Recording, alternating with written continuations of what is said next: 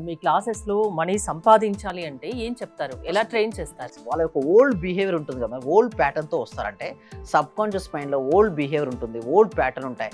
వాళ్ళ లోపల negative emotions, negativity చాలా క్యారీ చేసుకుంటూ వస్తారు మేడం. సో, అందుకోసమే 1, 2 డేస్ వరకు నేను ఎవరితో మాట్లాడను. ఫస్ట్ నేనేం చేస్తానంటే వాళ్ళకి ఎక్కువ మెడిటేషన్ నేర్పిస్తుంటాను.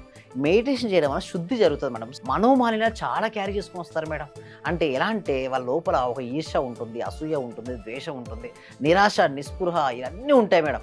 ఇవన్నిటి తీసేస్తే గానీ అప్పుడు గానీ వాళ్ళ హ్యాపీ ఫీలింగ్ గారు. Joy is the key to the manifestation madam. అంటే ప్రతి ఒక్కరు సక్సెస్ కావాలని కోరుకుంటారు. బట్ లోపల జాయ్‌నెస్ ఉంటేనే సక్సెస్ అవుతుంటారు. నేనేమంటానంటే క్లాస్‌లోకి అటెండ్ అయిన వాళ్ళందరికీ నేను చెప్పేది ఒకటే. మీరు విజేతల సాంగత్యంలో ఉంటే వారు మీ మెదడుకు పనిపెట్టి మీలో ఆత్మవిశ్వాసాన్ని నింపుతారండి. మీరు సరౌండింగ్ పీపుల్స్ మంచి వాళ్ళు ఉన్నారు మేడం.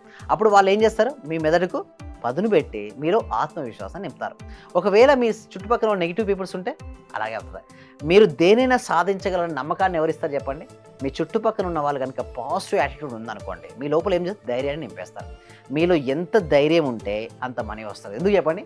ధైర్యే సాహసే లక్ష్మి. లక్ష్మి. ధైర్యవంతులను లక్ష్మీదేవి వరిస్తుందంటారండి. ఒకళ్ళు పిరికి వాళ్ళని ఎవరు వరిస్తది? ఎవరు చెప్పండి? జ్యేష్ఠదేవి. అంటే లక్ష్మీదేవి, జ్యేష్ఠదేవి సిస్టర్స్ అటండి. ఎవరైతే పిరికివారుగా ఉంటూ వారు నేను ఏ పని చేయలేను, నా జీవితం ఇంతే అనుకుంటారు కదా! వాళ్ళకి జ్యేష్ఠదేవి పట్టుకుంటూ వస్తది. లేదు నేను నా జీవితంలో ఏదైనా సరే సాధిస్తాను అనే ఆత్మవిశ్వాసం ఉంటుంది కదా! అటువంటి వాళ్ళకి లక్ష్మీదేవి వస్తది.